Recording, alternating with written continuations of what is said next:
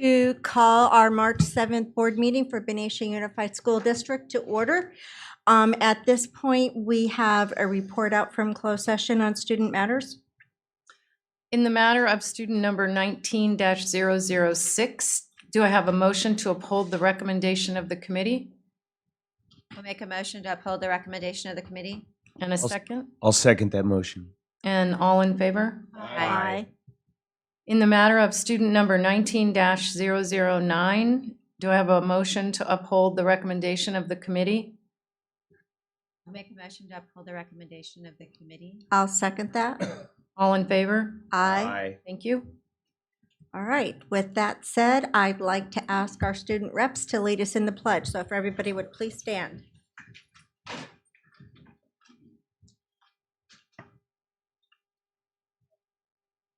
I pledge allegiance to the flag of the United States of America and to the republic for which it stands, one nation, under God, indivisible, with liberty and justice for all. Okay, thank you. Please be seated. Okay, I would like to request a motion to approve the agenda as written. I move that we approve the agenda as presented. Okay, thank you. Do I have a second? I'll second that. All those in favor? Aye. Any opposed? Hearing none, the agenda will hold tonight. We'll start with our highlights. Dr. Young, our transitional kindergarten. Thank you very much. Good evening, board. Good evening, everybody who had an opportunity to join us. Glad you're here. Every board meeting we start off, we've been pretty consistent with having a highlight. And tonight, we would like to highlight three very extraordinary people, and I'll say their names. In our TK program, they're so critical that the effort that we do for our kids. And one of the things that when we were thinking about the highlight for this board meeting, I was reflecting on the block grant process that we worked on, and thinking about student needs and the brain development and how vitally important it is to engage with students and human beings at as earliest age as possible. And that language development that takes place at the home, and then what takes place in the school setting. And I've been in all of your classrooms, and they do really extraordinary work. So they are here to talk about their program, and we get to see who they are. So I'd like to welcome Rachel Powell, Christy Henning, and Lisa Schroers to the podium to give us a highlight of your awesome program. Welcome. We're very happy to see you. Thank you. So I'm Lisa. I'm Rachel. I'm Christy, and we always dress alike. It's the littles, we like to color coordinate. So I'm the TK at Joe Henderson, and again, my name's Lisa Schroers. So I thought first just a little knowledge on what transitional kindergarten TK is. I myself get asked by my friends, my family, parents at back to school night, what is TK? Isn't it just like preschool? Don't you just watch them play all day? A lot of things like that. So I thought I would just clarify that real quickly for you. So prior to 2012, you could send a 4-year-old off to kindergarten as long as they turned 5 before December 2nd. That has changed, thankfully. So all those fall babies that used to go, now they come to the first year of a 2-year kindergarten program with us. And that's essentially how Ed Code defines transitional kindergarten. Is it's the first year of a 2-year kindergarten program. It's fun. It's awesome. It's full of energy. We go all day. Because we have them the same amount of the time as any kindergarten teacher or kindergarten class does. So how we're different from preschool. Preschools tend to be multi-aged, between about 2 to 5 years old. We are strictly within that few-month birthday span. Our curriculum and what we do is a little bit unique in that a preschool program would be solely based on the preschool learning foundations through the state.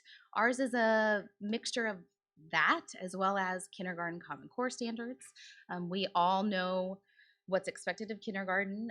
We have taught other grade levels prior to this. We've spoken to the teams at our sites. We know what they want the kids to know coming in. So we have a program that we've created that kind of unites all of those things. We also are a credentialed teacher, so we have a bachelor's at teaching credential, but we also have to have early childhood education units to boot on top of that.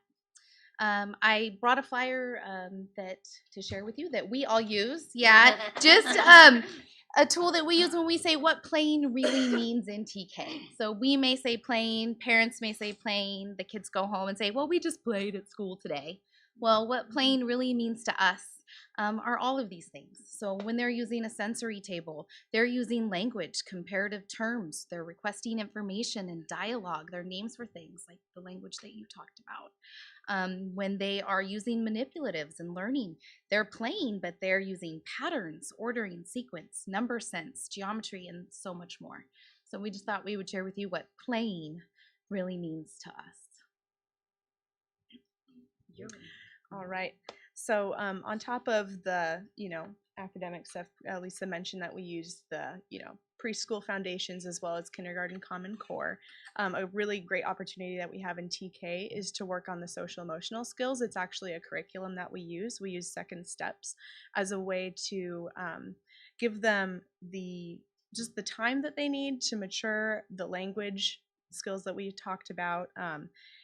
We really love Second Step because it gives them the chance to really work on identifying and then regulating emotions within themselves, within others, learning how to collaborate, how to share, how to take turns, teaching empathy, and explicitly teaching it, and then giving lots of opportunity for them to practice those things is so valuable, and that sets them up for success in the future grades that they move on to.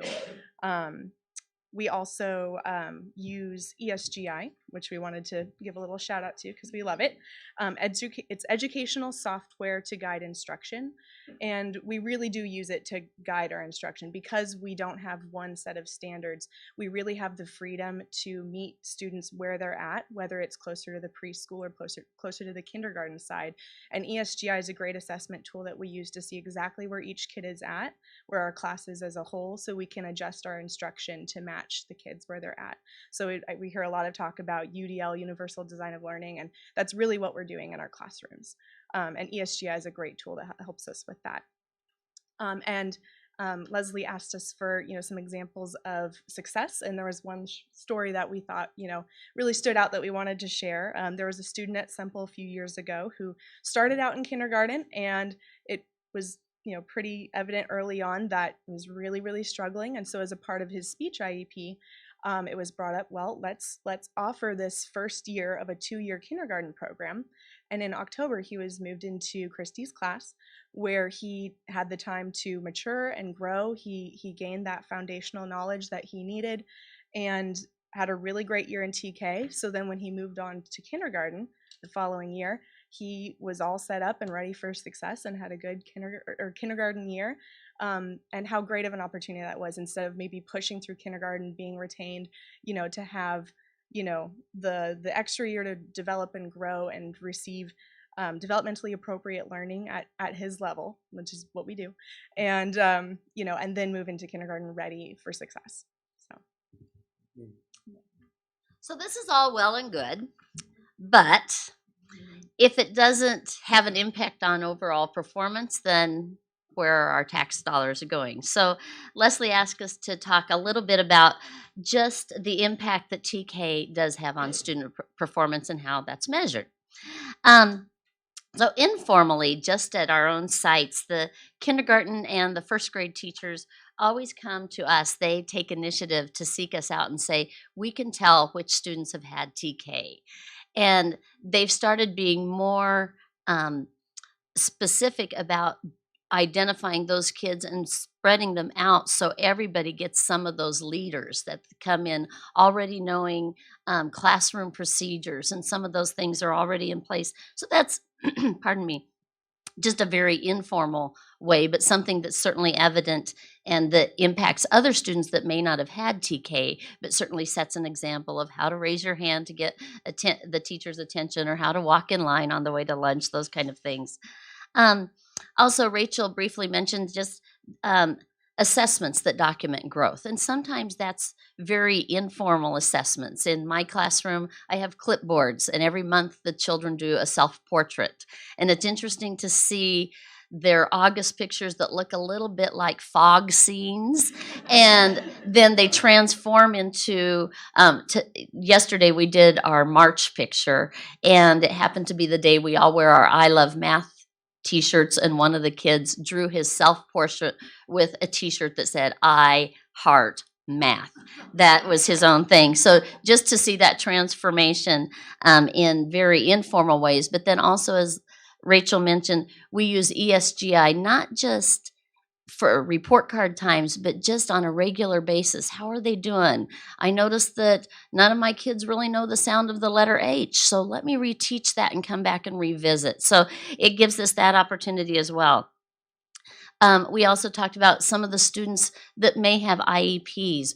We're able to have that gift of time so we can give them more language. We all say use your words, but if they don't have the words, they don't have anything to use. So we give them the opportunity to do that, and to do that in a setting where it's taught explicitly as well as discreetly, so that they can actually have the opportunity to do that. And sometimes that's through the IEP process. Sometimes that's almost through a more diagnostic process, so that we can have that time to observe and see if maybe there's a little bit more that they need support in.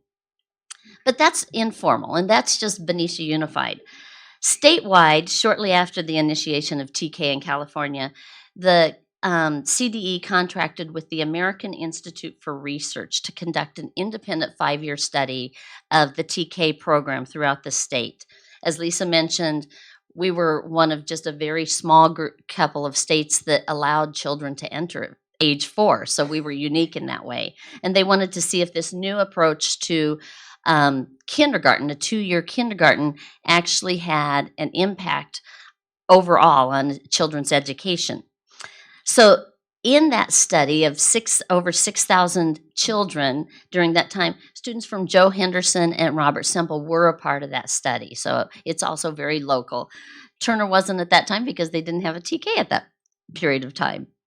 But what they did is they looked at students who were in TK, but then they also looked at students who were eligible for TK, but for whatever reason did not attend.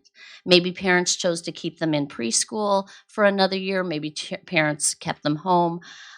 Different reasons they did not go to TK. So this is some of their findings of what they found with that comparison group. TK gives students an advantage on kindergarten entry at a range of literacy and mathematics skills, as well as problem-solving skills. The teachers of students also rated the TK group as more engaged compared to their same age peers. They were used to having a larger group rather than the preschool smaller ratio. Transitional kindergarten was also effective for all students, but they noticed a very special impact, a strong impact on students that were learning English and those from lower income populations. That's where they saw this huge amount of growth with those areas. The findings also suggest a few things that didn't have a specific impact. The length of the day, the start time, specific curricula didn't really make a big impact. The things that did, though, were alignment with the kindergarten standards and the preschool foundations, and alignment of those documents. We all have huge binders that we refer to, and if you come by, you'll see I note those in my lesson plans. What foundations and what standards am I hitting this week? Also, inclusion of all students within the fall birth date requirement. Parents of fall 4-year-olds cannot opt out. They can't say, I have a child who's really gifted, and so my child is going to be fine in kindergarten. We're just going to move them on. That's not an option. They can keep them home, but they can't opt to go back and do what we did several years ago, which was enter kids in at age 4. The third thing that they went on for quite a while was what CDE identifies as highly qualified credentialed teachers with specific training in early childhood education, English language learners, either CLAD or SEDI, and education in inclusion for students with disabilities. So those things are certainly very specific that target the group that we have and that certainly enhance what the students receive. At this time, I just want to say a couple kudos for my colleagues. We spend a lot of time in the summer developing a comprehensive pacing guide, meaningful assessments, rubrics, so that the program that we have, even at 3 different sites, is really well aligned. Leslie and Stephanie have told us that we run like a well-oiled machine, and we really believe that as well, and we strive to do so. Last week when we were asked to be here, we really wanted to put together a slideshow, but there was no way between report cards and Read Across America. I did take off my blue thing one week wig for tonight. That there was no way we could pull that together. But here's what we thought: we would love to prove to you, to anyone, we would love to prove that we have the most adorable students, not only in Benicia but in Solano County. And people sometimes say that a picture is worth 1,000 words, which is true, but a visit is worth 1,000,000. So we hope that you'll know our doors are always open, and please come visit. Thanks.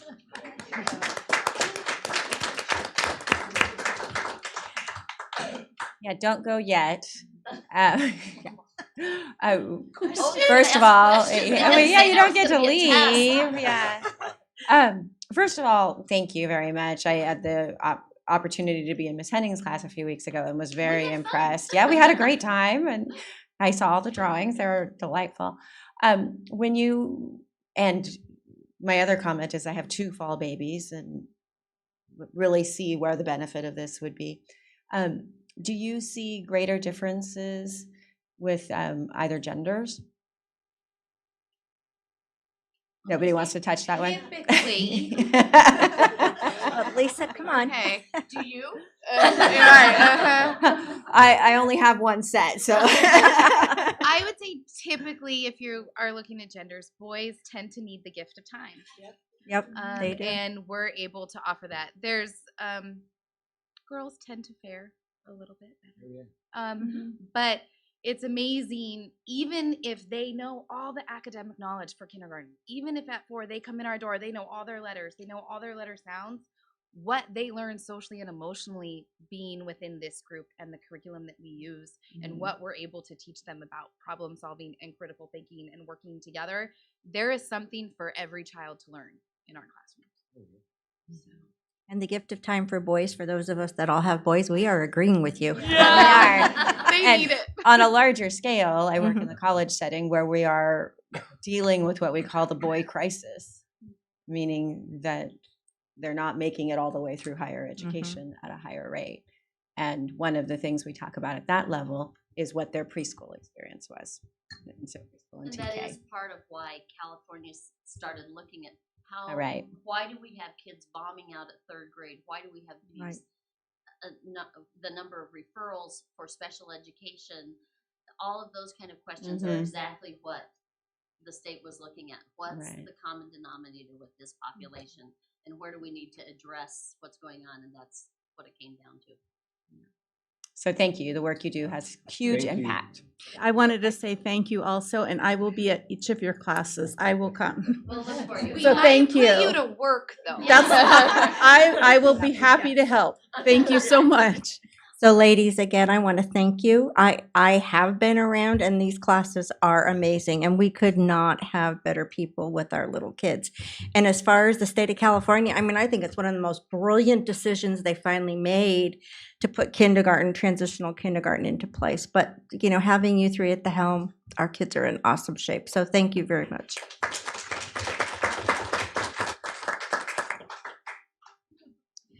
Okay. We all set? Our student reports now. And then I have asked our students to hang on a little bit until after board reports tonight, because I think Mr. Wing has something that he'd like to share.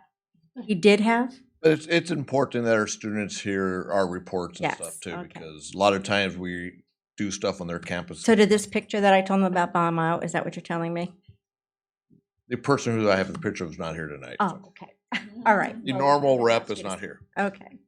All right. So anyway, ladies, time for your reports. Piper Dean from Liberty High School, and this is what we've been doing. On Monday, our seniors took their senior portraits around campus, and for field trips, a couple students went on a field trip to the construction fair last Friday. They were able to make some homemade toolboxes. Today, students from Liberty went to Benicia High School's cafeteria to learn about culinary and internships. And on Friday, March 15th, our English class will be going to see a play at the ACT in San Francisco called The Great Leap. For internships, we have 4 students just starting their internships this week, which brings our total up to 9 students in internships. How many again? 9.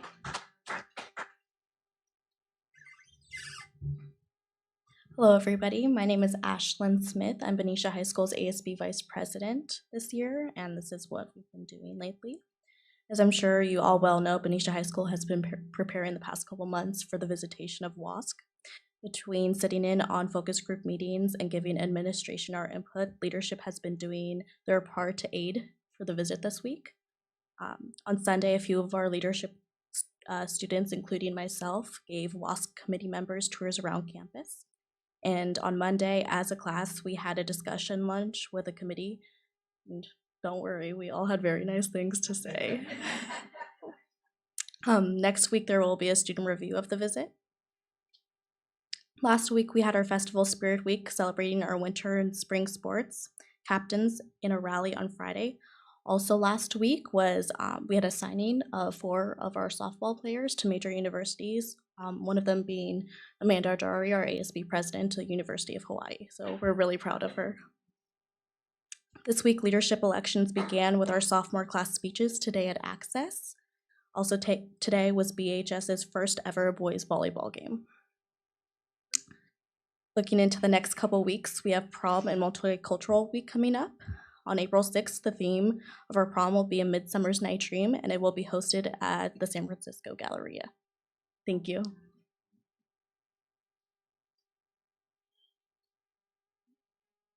All right. Okay, and with that, I'd like to turn to. Oh, you want to go again? I know I haven't gone yet. Yes, go ahead. So I just have a couple of quick know you things. want First of all, thanks for your reports, superintendent's report. On the WASC study, I just want to pay you an appreciation, Ashlyn. They had these focus question sessions, and Ashlyn was in on one of them. She was totally brilliant, totally well-spoken, and I was so proud of you as a representative of the students there. You were just really well-spoken, and then that was a good effort, so thanks for doing that. Quick thing about the WASC study, I'd like to give kudos to Principal Kleinschmidt for leading a terrific effort, and Karen Evangelo, brilliant teacher there, who was the chair of the committee that wrote the document. So, you know, you can get after that process just in a perfunctory way, which I've seen happen, not here, or you can really get after it. And they really got after it as a staff, and I'm so proud of them because it's a way to look inward and be reflective about your practices. And they did a great job, and we heard the report yesterday, and maybe at another board meeting we'll hear more details about it, but it's a lot of highlighting the strengths at the school and areas that we can continue to grow. So I'm very proud of the staff there, and very proud of Principal Kleinschmidt, Karen, and the students. Real quick, Leslie and Dr. Cush and I got to meet with some of the visiting team. And the first thing I said to them that I'm going to meet with you again in 3 days. And I want you're going to visit classrooms, and I want you to pay attention to your interaction with the kids, because you're going to find them amazing. And I know as superintendent, of course, you would expect me to say that, but they really are. And I've worked in many different districts. I've heard that from many people that come here and they experience our students. And so they looked at me like, yeah, Dr. Young, all the kids are great. Sure enough, when they did their very detailed report yesterday, you were there, Ms. Zeta, right? And Mr. Wing was there. That was one of the first things that they pointed out, that, wow, these kids are amazing. It's like, what's it in the water, or what's the deal? Just well-spoken, great, as my mother would say, very nice social graces. So I'm very impressed with all of them. So lots of pluses and some areas to work on, and it's a good document to help us continue to move forward. Another quick thing, we had our board study session. Was it just this last Saturday or the Saturday before? week before. It was a good time for the board and I that we get together about once a year. And we focus on ourselves as a governance team. And we talked about healthy organizations and board governance. And I thought that was a good morning spent together as we continue to build our relationships to work on behalf of the staff and the community and students. So thank you for your time on Saturday. And that's it for me. Thank you, Dr. Young. Okay, now turn to my colleagues. Danny, board reports. I'll go ahead and start. I had a picture of Amanda actually signing her documents for University of Hawaii. So Thursday was the, it's always great when you go to the scholarship night where they're handing out scholarships, or you get to go to where their students are signing for their college and stuff. And same thing with sports, catching our students, our seniors who are going on to other campuses, going to universities for sports. And so our ASB president, there was four ladies on Thursday. Amanda signed for University of Hawaii. Jennifer McHugh was George Fox University. Kate Gillum is Condillion University. I messed that one up. And then Rachel McClure was University of Redlands. And the biggest thing is, a lot of times you hear sports, the students who are going somewhere for sports are going there because of the sports, or they excel, they're top of their team. But we have students who had this week are over 4.0 in their grade point average as well. So not only are they great athletics, they're great in their academics as well. So that was one of the nice things to hear on that. So, and then yesterday at the WASC debrief, they talked about how well our students was one of the things. But what really caught me was they had 50 passes that they just went on campus, so you couldn't set up all your students to join them in a meeting. They randomly walked through the campus during break and handed out these passes to 50 students, and for them all to go in the room, and they had outstanding conversations, and they said it was one of the most respected times, and they learned so much, and they came back and said, you guys, you are doing well at your high school.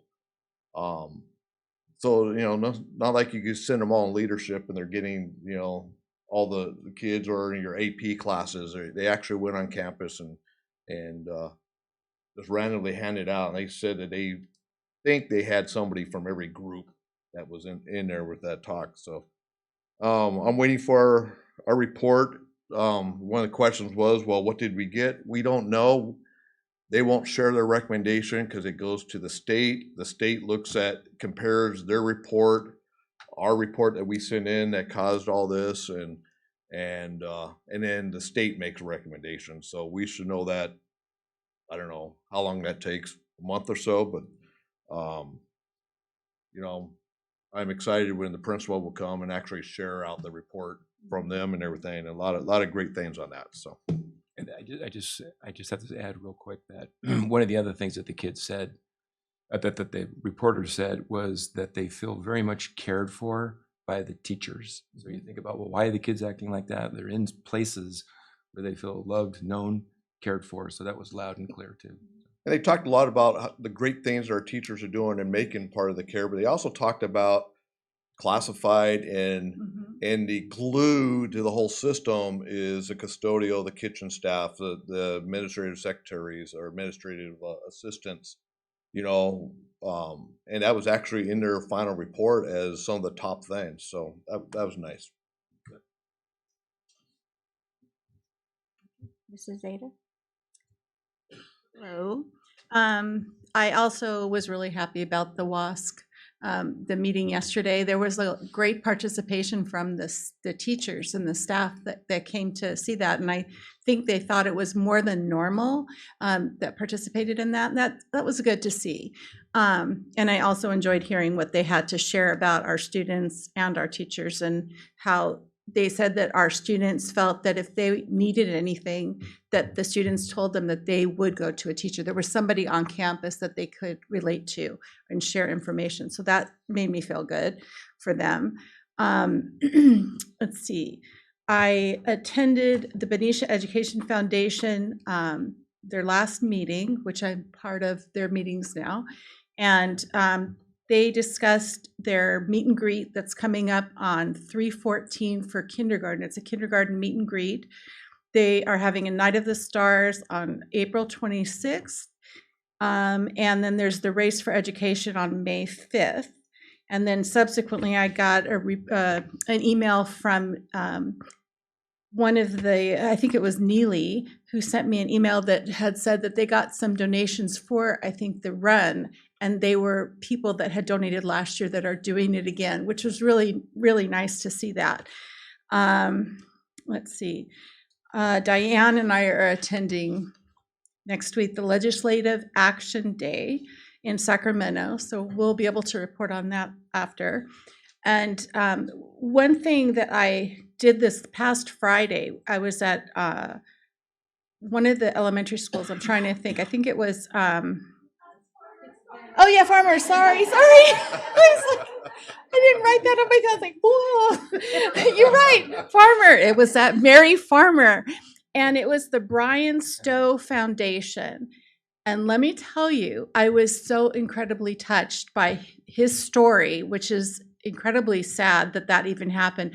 But our students related so well to him. They had so many great questions that they asked him that he was able to respond to that came from their minds. And these little people had these amazing questions. I mean, it was pretty amazing, right? It was amazing, some of those questions that the kids were saying. So they were very interested in doing their presentation at all of our schools. They're very interested in getting into the high school, and I told them that I will get a hold of Brianna and bring them the information for them.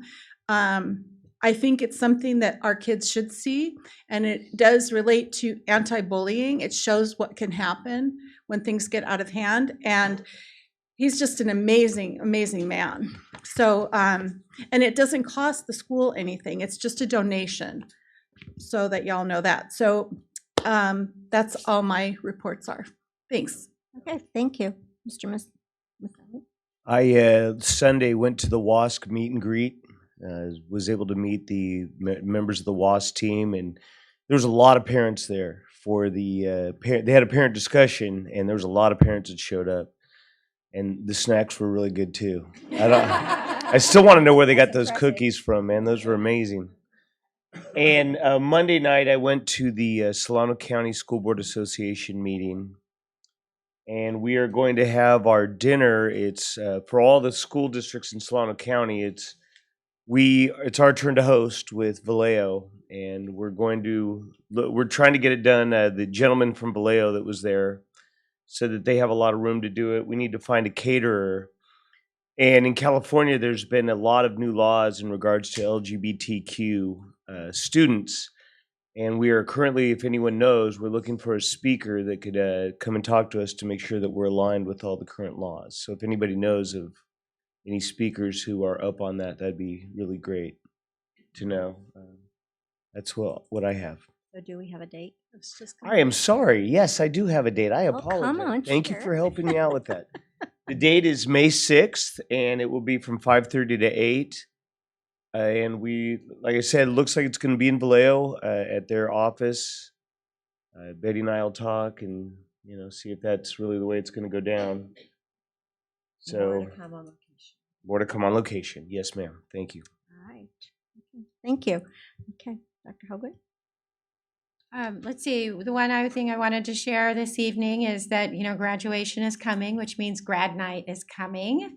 So we're still looking for grad night volunteers. And also there is a grad night fundraiser coming up on March 31st at the Clock Tower from 4 to 8 p.m. It's a Hawaiian theme. So if you feel like you need a little beach time to go out, and you can go to beniciagradnight.net for tickets to that. Thank you. All right, So I did a little running around the last 2 weeks. I hit Robert Semple last week. And then I also was touching base up at Benicia Middle School. So I got to move in and out of classrooms, which I always really love, because especially when I can get to disrupt the classes by talking to the kids. That's always like my number one thing that I like to do. It's fun to go and to stay connected and see all the amazing things going on in our schools. I also went to our district curriculum council meeting last week. We were working on our new plan for the grant that we have. So that's it's very involved, and it was taking a lot of work and beginning to highlight each section of it. Leslie had everybody brainstorming what each piece could look like, and we certainly didn't get that done in the allotted time that we had. So so I'm sure there's more to come and more work on that one too. And then I'm sure once she has us come up with this picture, she's going to make us do the work to make it happen. But just my guess with her. So upcoming to this week, I have actually the same day we go to Ledge Action that evening, I'm going to end my day with our CAP meeting, which is the Valeros Benicia City meeting. So that will be, the first one will be occurring on the 12th as well. So those are two things that are happening and coming up for me at the beginning of the week. So with that said, that's all I have. We're going to move into comments from members of the public at this time. Can we go ahead and dismiss our students? Oh. You can, no. She's like, please let us out. You don't have to answer. I know, I'm not used to dismissing you so late, so there you go. Thank you. Thank you. Thank you, ladies. Okay, so now we'll turn to our public. So members of the public may address the board at a regular meeting on any item within the board's jurisdiction. Cards may be completed requesting to address the board. They are available at the back table and may be submitted to the board secretary at our meeting. The governing board allows speakers to speak at regular meetings on agendized and non-agendized matters under public comment. Comments are limited to no more than 3 minutes per speaker. By law, no action may be taken on any item raised during the public comment periods, and matters may be referred to staff for placement on a future agenda of the governing board. And our first speaker is JoJo, and then behind her will be Ann Lazo, and then Sean Henderson.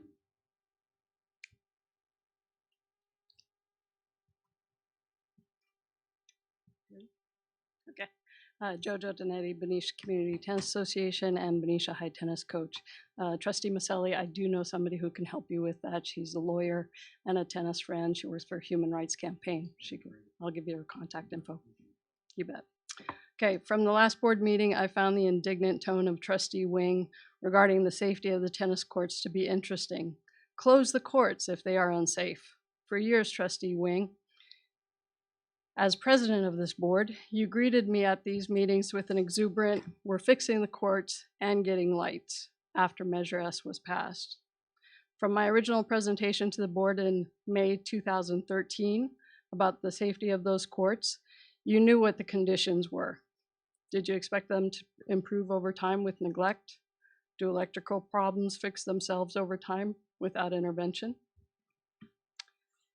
From ballot measure, full text, Exhibit A4, and from Measure S, the actual bond contract, it states that the tennis courts, the repairs and the renovations are a project of Measure S. I'm not sure where you got the alternative facts that they were not on the list. You chose to couple the BMS courts with the classrooms because you wanted to move the classrooms where the tennis courts were. You then chose to decouple them when the site plans changed. That did not change the safety conditions of the courts for every PE student who plays on them every day. Is a rock wall entrance really more important than the safety of the PE students? You chose to redo the Benicia High School gym floor, a gym floor that is not in disrepair, versus the high school tennis courts that are in disrepair, that have championship level tennis teams for you every year. You claim to have a contractor who will fix the courts for $150,000, but yet in the 2014 facility assessment that precipitated Measure S, the middle school courts were estimated at 120K, the high school courts at 250K. I don't know how 150K is going to fix both sets of courts. I presume that you have Alfredo and his maintenance team laying a new surface of asphalt on the middle school and then painting them and calling it done. I look forward to meeting your contractor at the high school tomorrow for the tennis courts to see what kind of job he's going to do, because the contractor who came by last year said he would not bid on the job, that those courts needed to be ripped up and started over. And finally, Superintendent Young, if the swimming pool that the water polo team plays in had leaks, cracks, or a surface that would cause injury to the water polo players, would you want that fixed? Thank you.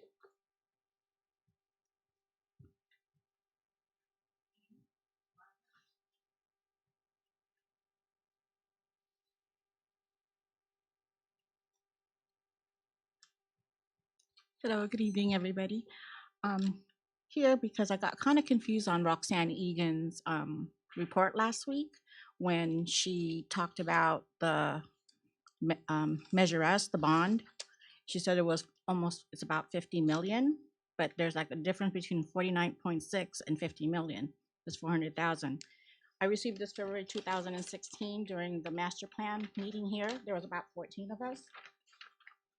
This is like our wish list, 136,169 plus, but the bond only covers 49.6. I'm gonna buddy with JoJo on the BMS because Roxanne said there was different priorities. Parents, taxpayers, we all prioritize this in each different facilities. The BMS says lower campus new buildings to replace portables includes tennis courts. That's a priority one. I mean, she emphasized that at the oversight bond committee I kind of popped into last month because I just wanted to know where we are, you know, with the 49.6. Because when you asked us to pass the 13th bond measure, 2014, and we did because we know the infrastructure, the schools are all old.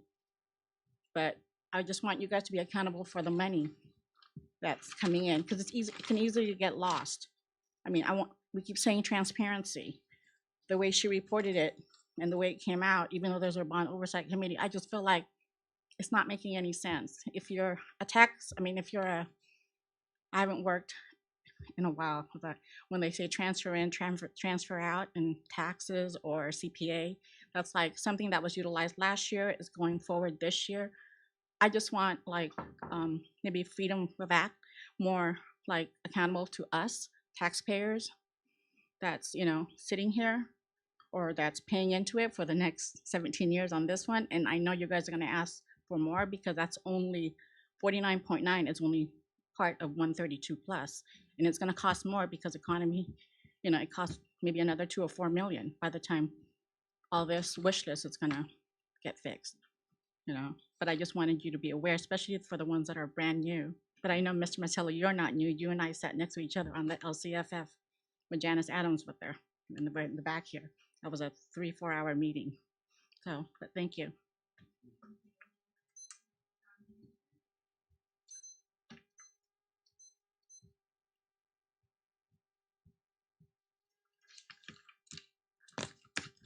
Hello, my name is Shawn Henderson. I'm a parent of a 10th grader at Benicia High School and a 4th grader at Mary Farmer, who was previously at Joe Henderson as well. I love our schools, but I have been troubled by the lack of diversity in staff, especially at the elementary schools where I've spent a lot of time in the classrooms. After seeing the 2017-2018 school accountability report card for the district, I felt I had to speak up. I think the discrepancies between the white students and the minority students, especially the Black students, is quite simply appalling. I know that the Black-white test score gap is a national issue and a complicated one, but as our parents used to tell us, just because other people are doing it doesn't make it right.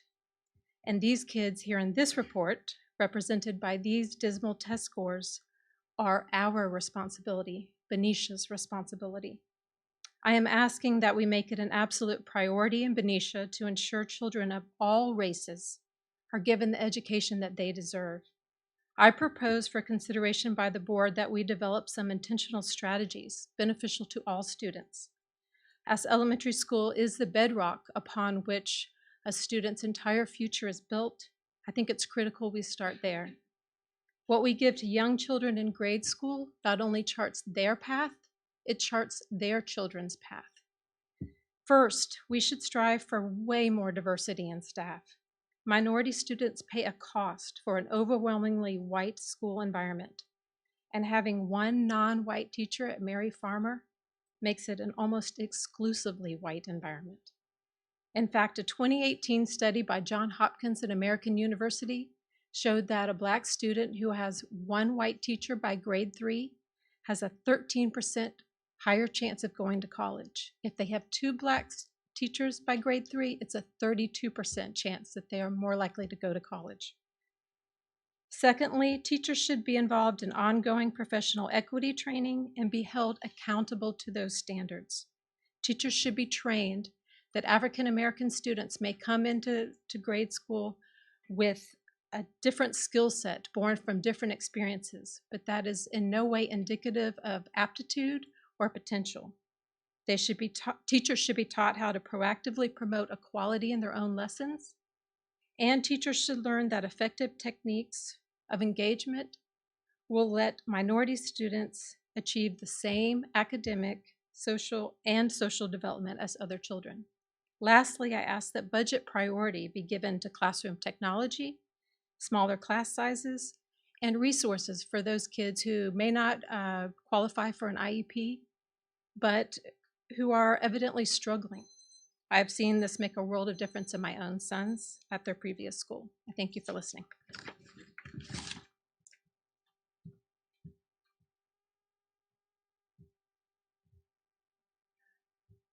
To our speakers, and we are going to move on to the consent calendar. You put that you wanted to speak during the Oh. financial report, so that's why I held on. No, that you speak before the vote. I'm sorry. I raced over here from a Kiwanis meeting and just for the board members. Sorry for. That's okay. And I say a lot of sorries because the main reason I'm here is to apologize to you. Oh, Yeah, please do absolutely. that. My name is Gretchen Burgess. I am a member of Kiwanis. I'm your Key Club liaison. I am also with Scouting at both a Cub Scout and Boy Scout level here in town. And just a few weeks ago, I met with Dr. Young about a project that I wanted to pursue with the Key Club, and thank you so much for helping out with that. And he knows my support of Scouting, and we were chatting about it, and he said, as he does, support Scouting, and at the time I quipped, but you don't support Scouting enough. And I went home and I felt bad about doing that because in the last 10 years, the district has shown its support of Scouting by allowing us to come and have our meetings at some of the school facilities. Been incredibly supportive. And what I wanted to explain to you is that the reason I feel that Scouting isn't supported enough in the district is because we have so much work to do for the children within the district. You guys are teaching the 3 R's. Thank you. Thank you so very much. But I have a son in high school, and he's part of Sources of Strength. And Sources of Strength does a wonderful job of getting out there and identifying children who have issues, might possibly have issues with suicide. But we're not doing anything for the children to teach them how to deal with the stresses of life that create the instances that would make them want to do this. And I bump into parents all the time who say, yes, we have to do something about decreasing the amount of stress in our children's life. And I just want to bang my head against the wall because we have no control over the stress that our children are going to come across now in school or later in life. We don't get to make the decisions about how life treats them either now or in the future. But what we do have control over is how we train them to deal with those stresses. And Scouting does a wonderful job of this. It gets our kids outdoors, which is an element that helps us to reconnect with the planet and deal with those stresses. But it also helps with teamwork, problem solving, so forth and so on. You'll see that I brought an article that talks about a study that was done in England about how Scouting not only works with children for dealing with the stresses now, but what just blew me away was how it creates that person 10, 20, 30, even at the age of 50, which is when this study was done, and how people who are involved with Scouting, even decades later, are more emotionally stable. And at that, I'm going to turn it over to a friend of mine behind me who's going to give you a little bit more real perspective on this. Hello, I'd like to thank you for letting me speak. I am her son, Maximilian. I am a scout with Troop 007. I'm currently a Life Scout, a freshman in Benicia High School, and I am in Sources of Strengths, or SOS, and we do deal with anti-suicide and social anxiety. Scouts for me is an escape from stress, is a very stress-free environment other than the fact that you have leadership roles and you have to lead. But it takes away stress. I'll give you an example. This past summer, I was dealing with a lot of stress due to some social drama that I had. And when I went into Scouts, when I went to camps, when I went to just away from everything, it would help for me to just walk into the wilderness and breathe fresh air. Scouts helps you deal with stress due to leadership. It builds your leadership, it builds your confidence, it builds your intellectual and problem-solving skills, which again takes away from your stress because most of anxiety is due to I have too many tests. How do I study for them all? That's problem solving. Let's see, other things. Scouts is a good reliever of stress. I really nothing else to say on the matter. Scouts is a good reliever of stress. How should another thing really? Yeah. Sorry. Thank you for having. Well, oh, before Maximilian, before you go, I just had a quick question for you. What you're beautifully articulate, just like your mom. Well done. But which of your badge are you most proud of? Which badge am I most proud of? Oh, that's a good question.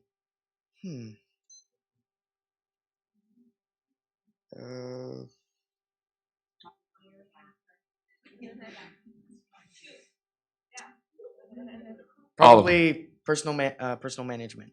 Nice. Thank you. Good evening. I'm Tony Shannon. I am an assistant scoutmaster with a troop here in Benicia, Troop 7007. We like to say we're 007, licensed to skill.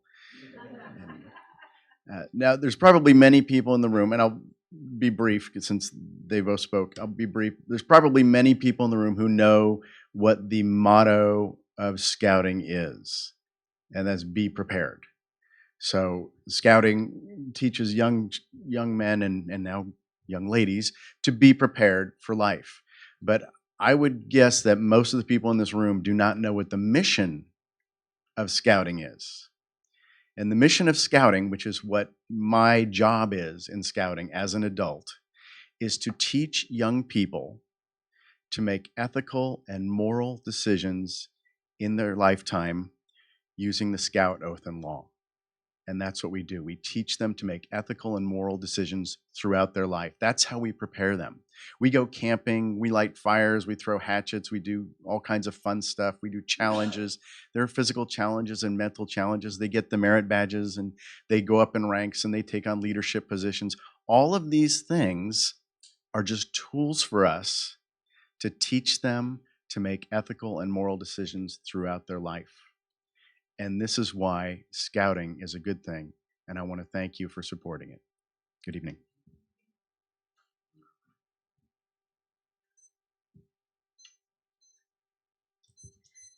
Okay, do we have any other speakers? Not for this one. Okay, all right. So with that said, we're going to move on to the consent calendar. This is an action item. All matters listed under the consent calendar are considered by the board to be routine and confidential and will be approved by the board in one motion. There will be no discussion on these matters unless members of the board, staff, or public request specific items to be pulled and discussed. Are there any comments about the consent calendar? All right, then I'd like to call for a motion to approve. I move that we approve the consent calendar as presented. Do I have a second? I'll second. All those in It favor? needs to be a roll call vote because there's a couple resolutions in there. Is there a resolution on here? Yes, there is. Thank you. All right. President Frucci? Yes. Trustee Holguin? Yes. Trustee Maselli? Yes. Trustee Wing? Yes. Trustee Zeta? Yes. Thank you. Okay, now let's move on to non-consent action items. And Dr. Young, I believe you're going to do this. This is consideration and approval for an amended resolution. Yes, on November 1st of last year, the board had the wisdom to discuss a resolution around school safety. And I want to pay an appreciation to Trustee Zeta for helping us with that and leading that effort. Thank you. During that process, we approved the resolution, but there was a line in there that when Ms. Zeta brought it up recently, that it didn't make its way in there, and we're not sure why, but we want to make sure that it is in there, and we appreciate you doing that, and we brought it back, we talked about it, and we got the correct language. So tonight, trustees, I'm just bringing one change to that resolution of November 1st, and I'd like to read it to you. And then I think you need to make a motion to approve it. The genesis of this was of that horrible event of the school shooting, and we were being responsive to that. But one of the statements that we want to make sure it's in it, and it reads, "Be it further resolved that the Benicia Unified School District finds that it is neither desirable nor appropriate to arm educators in schools for any purpose, and will not support any effort to arm educators and staff." And that's also supported in our board policy 3515.7. Bringing that for your consideration and approval. Are there any comments by the board? No one have any questions? Okay, do I have a motion to approve the amendment? I move that we approve the amendment that was read. I'll second. Okay, all in favor? It's a resolution. We're okay? A roll call. President Frucci? Yes. Trustee Holguin? Yes. Trustee Maselli? Yes. Trustee Wing? Yes. Trustee Zeta? Yes. Thank you. All right, thank you. With that, that passes, and we are going to move on to 12.2, which is Mr. Rahill. It's the review and approval of the second interim financial report for Benicia Unified School District. Yes, good evening. Yeah, we have the second interim financial report for your review and approval tonight. We had our first interim report back in December, and this is our second interim financial report. Next time, we will be reporting out after the governor's May revise, and we'll be estimating the closing of this year plus the budget proposal for the following year. So in our first set of information in our packet, we have our pie charts, which includes our revenues budgeted for this current 2018-19 school year. So we're at $47.3 million. And most of that comes from the state of California for the way that it funds schools. That's our LCFF, our local control funding formula. And we get a base amount for our students, and then there's a supplemental amount in that LCFF funding source. So that's a majority of it. Right now in total, we get about $9,000 per student, and that's not based on the enrollment number that is allocated to us for our students' attendance. So if a student does not come to school for any reason, whether they're sick or just they don't show up for whatever reason, we do not get funding for that day. So that's an important feature that we always like to comment on. There are other state funds in our budget, about $2.8 million, some federal funds of about $1.2 million, and then our local and other funds of $2.7. So at the bottom of that slide in the lower left-hand column, we do want to just show us the detail or provide the detail for that state LCFF and supplemental funds. That $40,652,000. This isn't in addition to the amount up above.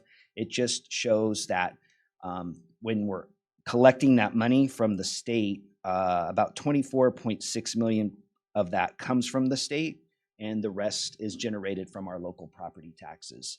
So that just gives you a sense of where the money's coming from when the state provides our LCFF funds. On the next slide, we do something similar with our expenditures. We have $47.7 million of expenditures in our budget, and we are in the same realm of the other school districts in California. Generally, school districts spend between 85 and 90% of their budget on salaries and benefits. And so through the educating of our students with our certificated employees, like our teachers and counselors and administrators, we have certificated salaries, and all other employees are in the classified category. The employee benefits includes the retirement costs as well as health, medical benefits if Social Security applies, and Medicare. And so all of that is about 84% on this at this time in the second interim report, and the other 16% is in supplies and services. Just want to make a note. One of the reasons why that percentage of salary and benefits has declined a little bit, about 1% or so from last time, is between the first interim and the second interim, we got hard numbers for the state's new separate grant for low performing student block grant. And so that was just over $500,000. And at this point in time, the district has a plan, and the majority of those funds would be spent on supply and services type of expenditures. So that was added into the second interim budget, and it would those funds are one-time in nature, so that would change the overall percentages of what's in supplies and services versus salaries and benefits. So when we compare our overall budgeted revenues and our overall budgeted expenditures, we are providing a second interim report operating at a deficit of $365,000. I want to point out that that includes all of our funding sources, both the ongoing sources and the one-time sources. So in school districts, we do get special grants from the state, and most of the time, or many of the times, we don't spend it all in 1 year, and then what's left over is called a carryover. And so to the extent you have carryover funds from a prior year, you can put that into the budget to allow people to spend it, and that would create a one-time deficit. So we have some significant carryovers, mainly due to the state one-time grant, but there's some other donations and some other carryover amounts in there. It does get offset by other types of one-time revenues. So this year, we get most of our special ed funds through the county, through Solano County's special ed regional group called the SELPA. And so they have been fine-tuning their budgets, and every year we get a carryover or a true-up amount from the prior year. And this year they did a first interim adjustment, which gave us additional one-time funds. So those are in our second interim report. They are one-time in nature. So at this point in time, that helps us this year.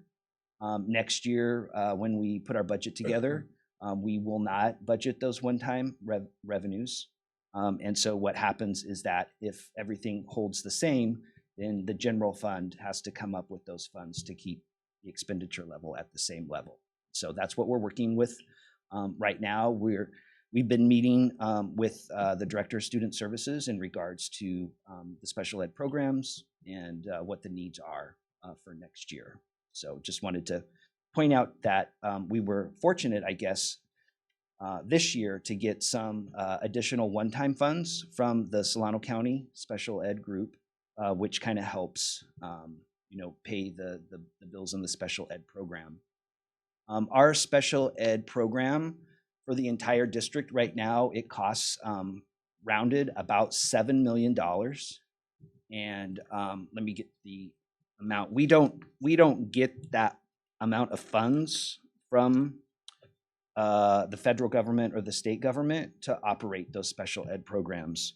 So we only get about $2.2 million from the federal government and the state of California to operate our special ed programs. And so the difference of about $4.8 million, that comes out of our general fund. So basically we'd be using those LCFF dollars, those state per student amounts to backfill or contribute to the special ed program. In this case, in 2018-19, when we received some additional special ed one-time revenues, that just helps us. That helps us get through this year a little bit easier, and that makes the general fund contribution a little bit less. So Tim, just to clarify, am I understanding correctly, this $365,000 deficit, we're going to use one-time carryover from last year to cover this? Yes. Okay. Okay, and then after we look at our revenues and expenditures, we have an ending fund balance that we're projecting to have. Our fiscal year ends June 30th. So on June 30th, 2019, we're projecting with the second interim report to have $6.7 million. And that includes our 3% reserve for designated economic uncertainties. That's a state term that provides districts the size of Benicia to set aside a 3% reserve. Several years ago, the local school board here in Benicia, we've established a reserve according to board policy. That's an additional $2.1 million. That's about an additional 4%. And basically, if you add those two reserves together, the 3% and the reserve for board policy, that's the equivalent of about 1 month of payroll. And so basically, kind of under a worst case scenario, those funds would provide one month of payroll. We have a chunk for our carryovers, one-time in nature. Most of that is due to the state one-time grant. For about at least 4 years in a row, Governor Brown, previous Governor Brown, provided state grants for one time. And Governor Newsom, with his first budget proposal that he just made in January, did not provide for any continued state one-time funds. So this amount is pretty significant, and our district took an approach where we just can't spend that much money in any given 1 year. And we've developed kind of a rolling 3-year plan to look at our needs in 3 categories: for professional development, for books and materials, and also for technology. And that's the only place that money can be used for. Not necessarily. No, that could be, we could go back to our plan and have conversations about how to use those funds. That's what we decided that, okay, got it. This next slide has a lot of numbers on it. And the intent of this is to show the increasing costs that our district, as well as all other districts in California, school districts, are being required to pay additional amounts into our employees' retirement plans. Again, we have a plan for our certificated employees called STIRS, and a separate plan for our classified employee called PERS. But you know, prior to 2014-15, so you know, about 5 years ago, those rates were pretty stable and pretty flat, and we didn't have to pay more into the pension plans. They were earning enough investment income to make their pension payments. But the economy kind of crashed, and investments weren't earning as much. And so both pension plans started requiring us as an employer to deposit more into the retirement pension plans. And so for 2019-20, there's a line on there, if you follow it up at the top, for STIRS is up there at the top, 2019-20. Basically, we're required to pay in an additional $187,000 to the STIRS employee pension plan. and it had the rate stayed flat, we would have that $187,000 available to do other things with, but we don't because that pension plan has raised its rate. So in total, for 2019-20, Benicia Unified will pay about $3.9 million to the STRS pension plan. Tim, why is that percentage so much lower for 1920 than 1819? Oh, yes. 0.85, and then why does it drop? Very good question. So we will be watching that 2019-20 rate increase for the STRS pension plan. You can see that we have listed that at 0.82%. And that's because our Governor Newsom has proposed to reduce that increase for that 1 year. So normally it would have been about 1.85%. You can kind of see that in the other years from 2015-16 to 2018-19. But the governor is proposing, and I want to stress that word proposing, with his January proposal to reduce that rate increase only to 17.10%. The last time you saw this schedule, that showed 18.1%. So we have put together our budget projections based on the governor's proposal, and we have incorporated that lower STRS percentage. So we'll cross our fingers and hope that sticks Yes. in the May revise. Yes. Save us $300,000. Yeah, exactly. So we'll be watching that closely, and we'll be able to report back to you in May about that percentage. Down below is our PERS, our other pension retirement system for our classified employees. And in 2019-20, the rates are increasing by a greater amount in order to make their pension obligations. And so we are required to pay in about $192,000 more had those rates stayed stable. Just want to make a comment that the governor in his proposal is also proposing to make a contribution into the PERS system, but it's outside of the school district's rate. So his proposal does not include a reduction to the school employer's PERS rate like it does up above for the other one. Again, we'll watch that closely to see if that should change. So those are some, that's a big change that all districts have been struggling with to come up with those funds to pay into the employee retirement systems. Our next slide, it highlights some of the key fiscal factors in the current year. And then in the outer 2 years, we always look at our current year and the outer 2 years. The first column is our current 2018-19 school year. And up at the top, we start with our known salary related costs. We have an increase for our salary schedules. Step and column is what it's normally called. And so that is about $411,000 for this year. Next year, we rolled our staff forward and we did adjust that number by the known retirements in our HR department. We ask our employees to notify us by a date in January if they're going to retire, so that we can factor in some retirement savings on our salary step-in columns.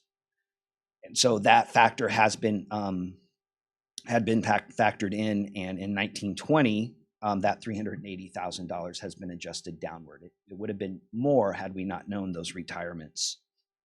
In addition to those step and column costs on our salary schedules, we've also showed the separate line item for the increases that we pay into our retirement system, the STRS and the PERS. And so if we, for the current year, it's about $598,000. And then for that outer year, it's $379,000. As we continue down into the next section, we look at our other revenues and expenses. In that second column, that $533,000 that we mentioned earlier for special ed funds, that's on the revenue side. That is not the expenditure side. So basically, we have to acknowledge that those $533,000 were revenues that we had this year, but that we're not counting on to get next year because they were one-time in nature, and there's no commitment for our Solano County to continue to provide that for us. So that adjustment is on the revenue side, that is not on the expenditure side. which means that the general fund at this point in time, under these assumptions, would have to come up with those funds to towards that program. We think again in the 2019-20, we're very hopeful that our utility expense will wrap up the year and probably have. We're hoping for about $100,000 in savings between, especially with our solar project throughout the sites. Those are really performing very well. However, at the same time, on the water and sewer side at the house, we are seeing bigger bills there, and so those are over the budget that we originally had. But between the two of those, we're still hoping for an adjustment of about $100,000. And then there's possibility that we could look at our other line items in regards to timesheets, supplies, and other services that we might be able to squeeze out another $100,000. That we'll know more about that with the May revise and as we estimate in the months to come. The next section 3 is really big. Section 3 and 4 kind of go hand in hand, and it identifies that here in Benicia we have a trend of a declining student enrollment, and so our student enrollment has been declining, rounded about 100 kids each year, and we're projecting that to continue into the outer years. We have, class sizes of about 300 now in the earlier grades. Some of our older grade levels, like in the middle and high schools, they're at 350 to 400, and as those kids move on, as they graduate out, the lower class sizes are moving forward, which basically means overall declining enrollment. And we did a demographic study a few years ago, which indicated it should have been closer to more break even and stable, but we're just not seeing that. And so, we've had the conversations about what can we do. Those numbers already account for that we have about 10 to 12% of interdistrict agreements. So we do get 10 to 12% of our population do come from outside the Benicia boundaries.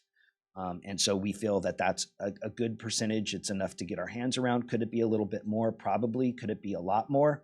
Probably not. If you think about the communities around us,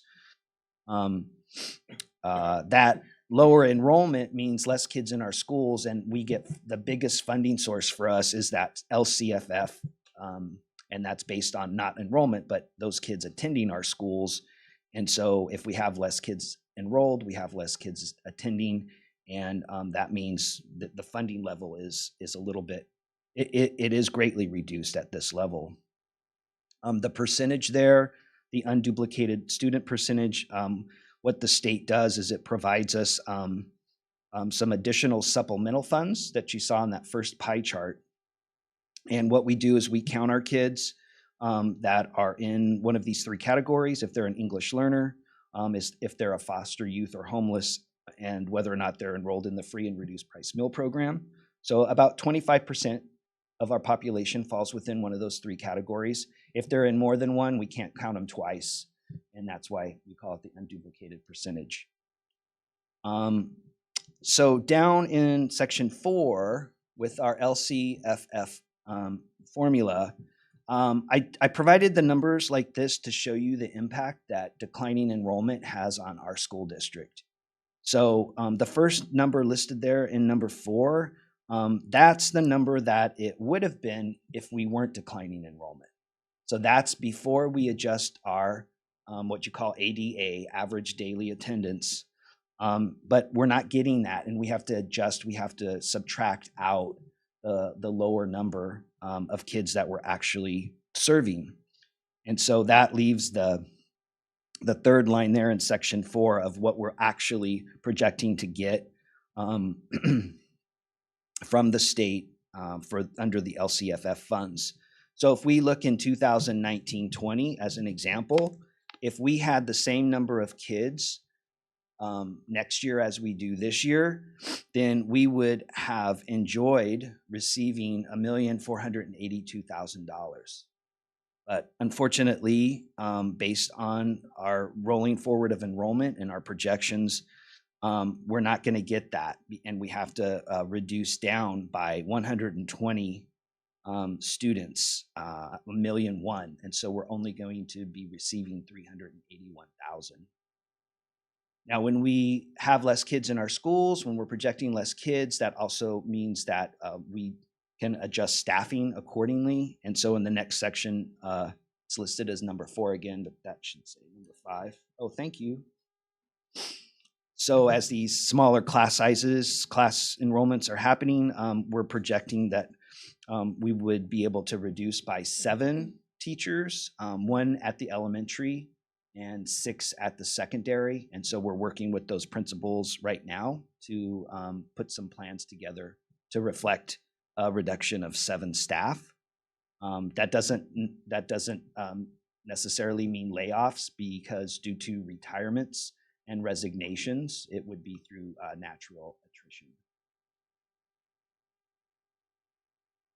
This is perfect. May I say something, please? Yes, you can. I really want to give a huge shout out.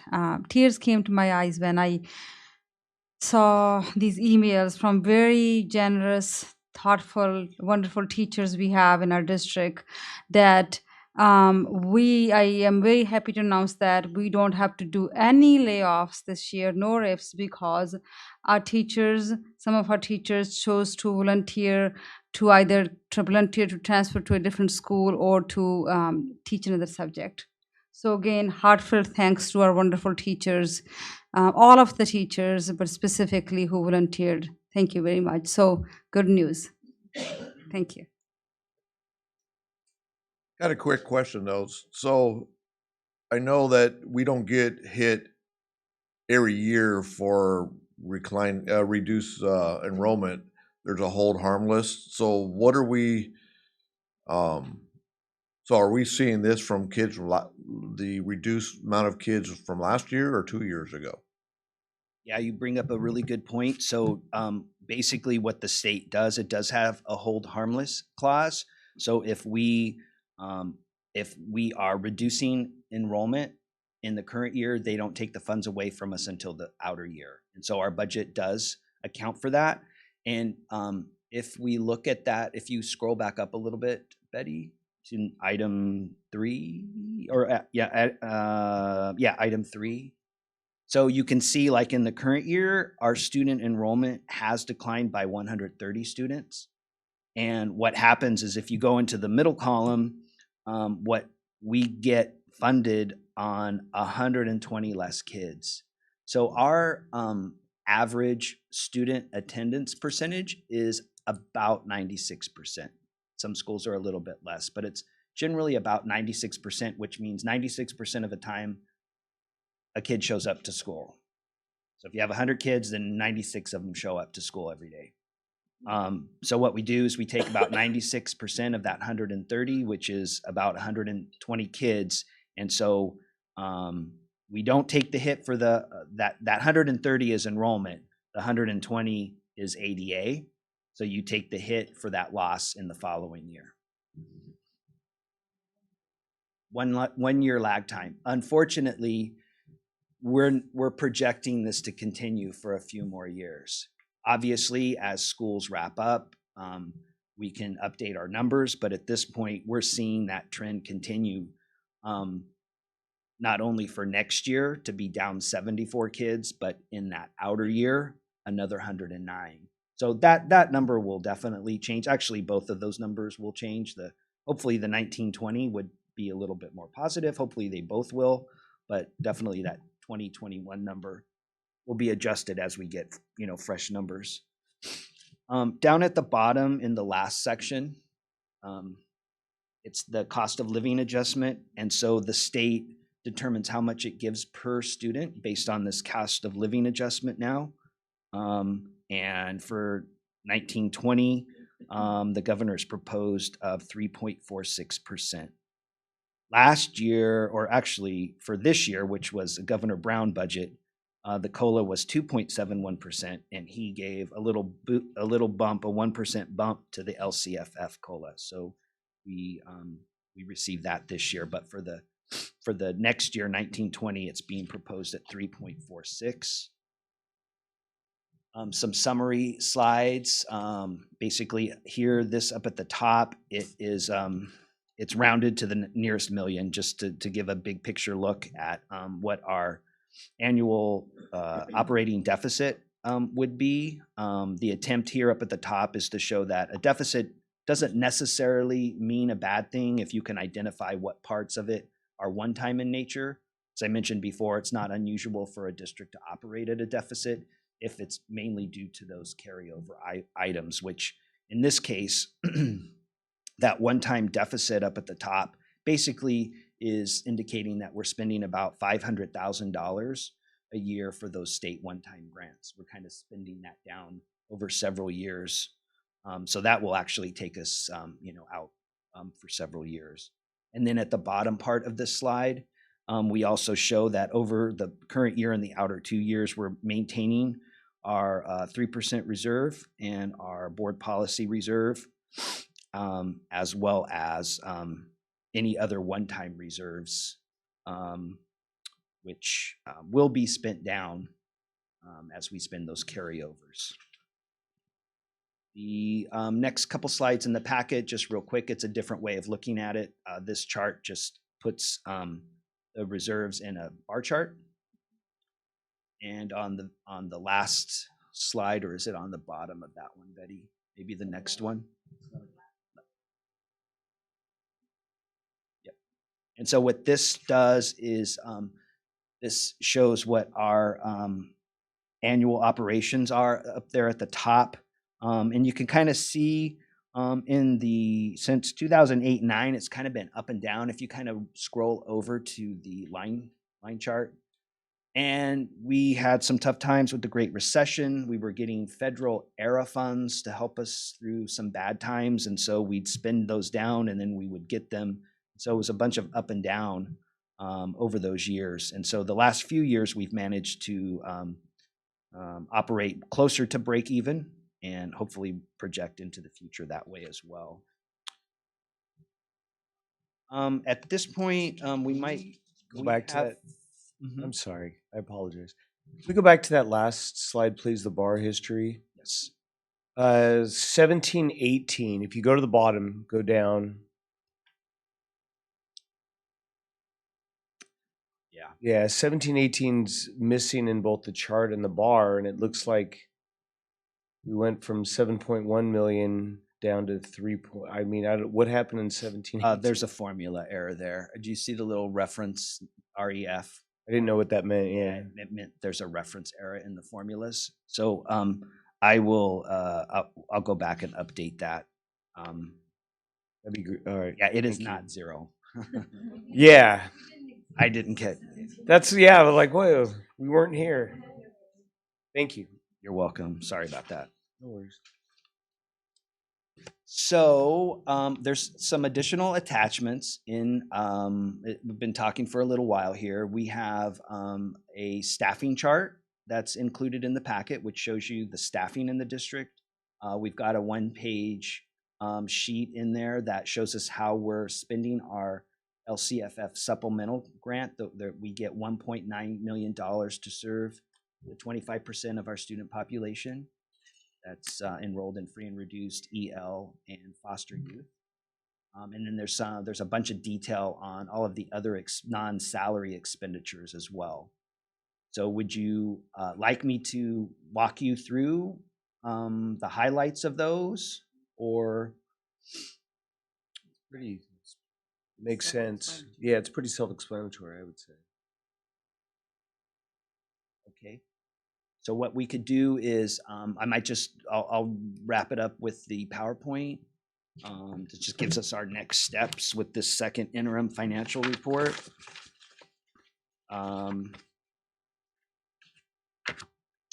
So basically this report is put together.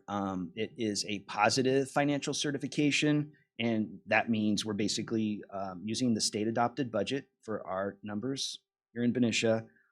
Using that big revenue source, the state's school funding formula, the local control funding formula, and we're maintaining district reserve funds at or above that state 3% level.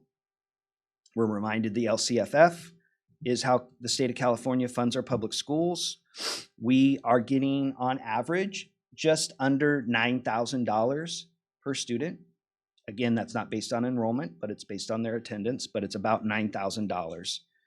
And then we have a student population of about 25% of our students are enrolled in one of those three categories. We're reminded that in order to receive the LCFF funds, we must have another term here called the LCAP. It's the Local Control Accountability Plan. It's a plan for how we spend those money. Dr. Beatson guides our district and our school community through the process. She really enjoys that a lot. Takes a lot of her time and energy, but it's a great process. We have our goals identified there. And next steps, once the school approves this second interim report, we file it with our County Office of Education in Solano County, as well as the California Department of Education. Next big steps are Governor Newsom provides a 2019-20 state May revised budget in May of 2019. So at this point, you know, our second interim financial report today, it really focuses on the current year, our 18-19. We have a budget. Everything's been settled for this year. We're just kind of monitoring it through the next several months. But in May, Governor Newsom will come out with a state May revised budget, which we then put together and put into our budget that we present to you at your May school board meeting. It's the late May school board meeting. We bring this draft budget forward to you. Dr. Beatson also brings forward a draft LCAP plan that kind of goes hand in hand for review and discussion at that May board meeting. And then we make any final adjustments and bring that back to you in June for your approval.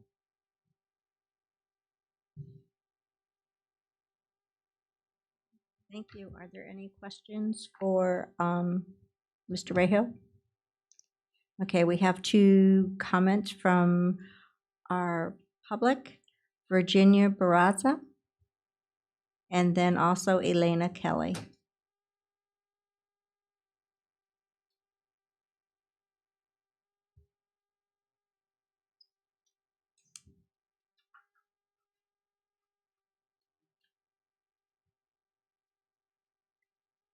Hi, I'm Virginia. Thank you so much for allowing me this opportunity to speak.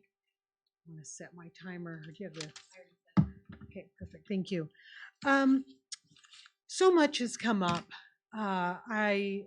So much as people were presenting has come up regarding our special ed students. Dr. Young, you brought up the importance of communication in our students and how our students flourish when we have appropriate communication. The transitional kindergarten team brought up how when kids are supported with their IEPs and identified that they do better, we also, there was just a lot brought up. We can't afford to have cuts in our special ed program. And I feel that the amount that is being taken from special education is disproportionate to what it should be, given the amount of our funding. At Benicia Middle School, they've lost a special ed teacher position.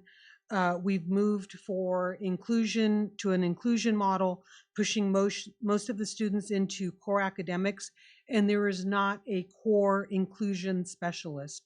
Why does this matter? It matters because without an inclusion specialist, without somebody there, without that, what's that type of training called, UDL or whatever it is? Thank you. Universal design training for our teachers and our supporting staff. Our children do not have the ability to effectively communicate. Our children, when we talk about the developmental patterns, for most kids, it is very clear cut how it goes. With our special ed students, it is not clear cut. They might get one portion of it and it makes sense. They might not get the next step. It takes a lot more to bridge those gaps. We cannot push our kids into an inclusive environment without appropriate staff. Otherwise, our kids are just sitting in the classrooms. Yes, they're in there. Are they getting the support they need? No. Are those bridges of communication being met? No. I think that we need to look at how many of the goals have been met for our students. How are these IEPs, how are they being met before we decide to pull funding for our students? Right now in the high school, they've lost a teacher that they're not going to replace. There's been an increase in caseload. Students that are high school diploma track versus functional skill are not being supported appropriately. So thank you. Thank you. Elena, Kelly?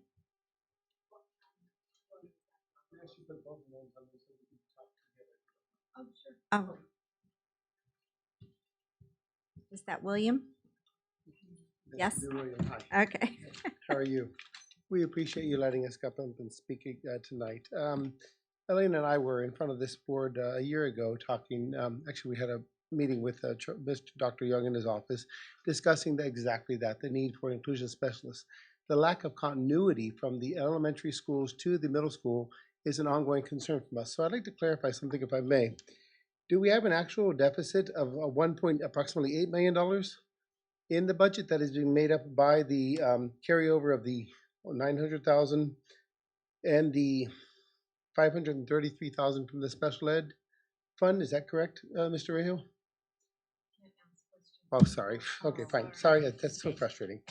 So, from what I understand, we have an actual deficit of $1.8 million, which is being made up from carryover money of 900,000 and the 533,000. Now, the reason we're here is we got indignant because the way we read it is the money from the special ed carryover. Right. If that money is representing actually the money that was given to SELPA, is that not earmarked specifically for special ed? And will that be used specifically for special ed? Or is it being pushed into the general fund to be used for whatever seems to be necessary according to you? We're concerned that if that money is earmarked, why would there be even the legality or the right to use that money for anything other than what SELPA intended it for in the first place? Well, I think also the question is there really is 533,000 in current funds for the special ed funding, and we currently have that. You know, we've come to you guys many times, concerned parents. We sat in your office in May 2017, 2018 school year. You know, we were about to transition from a very supported co-taught type of system to an all-inclusion program with little resources. If we have these funds, why is it that the middle school and all the elementary schools and high school, why are we suffering? Why were these funds dormant? Right. If these funds were available, were they dormant and could they not be used to implement the inclusion specialists we believe is necessary? Again, it goes back to the lack of continuity. It's kind of fascinating to me that you would put an emphasis on that at the elementary, which is the building blocks, and then let the kids hang when it comes to middle school.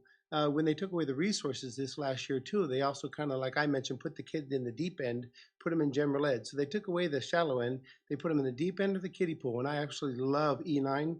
I love what Ms. Ramirez does. I think she provides an amazing service for our kids.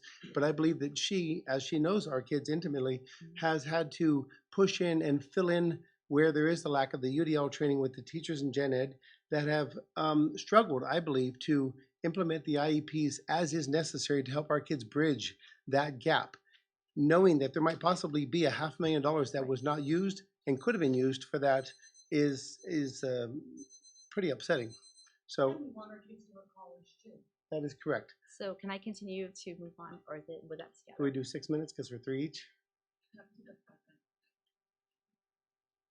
We would, thank you. All right. The overall concern for me is I have been doing this for a long time. Ms. Speets and we've talked many times before. For myself personally, we're going from like a lot of resources with special ed. And now it seems like every year we're just pushing it that much more to take it away. And the concern we're going into now this year is we have each, for middle school specifically, each grade has one case manager and 3 aides to cover all of the special ed kids. That's a lot of work. I personally have relationships with these case managers. I know the amount of work. I know all the amount of work that all the teachers put in. I know how hard their job is, and I have deep respect for what they do.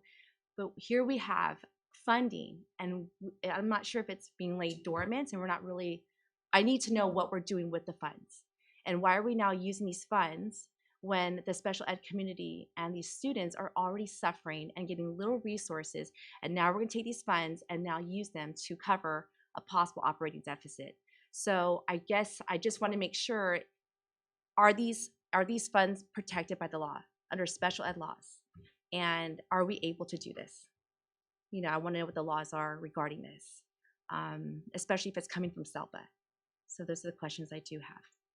And because the 12.2 section of this was a little bit vague and perhaps to the layperson misconstrued, it's difficult that we can't interact with you to ask you if we're barking up the wrong tree, or are we actually bringing something to your attention that's necessary to say, hey, this is a campaign we're not going to stop, not just because our kids are at school, but because of the kids that follow behind us. I know for a fact that we don't presume to speak for all the kids with special needs, but we certainly try. I think my wife and I made a major difference at Robert Semple with our advocating, and I know that Elena did for her son as well too. And we are going to continue to grow as a group and campaign to get ourselves to better and be more of a if you will, a lobby to help you guys understand what we think is best for our children. And we want to work with you guys. We do, very much so. To make that happen. That is the goal for us. It would be a request of the both of us if one of you would contact us afterwards to let us know that if we are on the right path here and clarify what exactly is happening with those funds. We'd appreciate that very much. Thank you so much. Thank you very much. We'll reach out to you. Thank you. Thank you so much for your time. All right.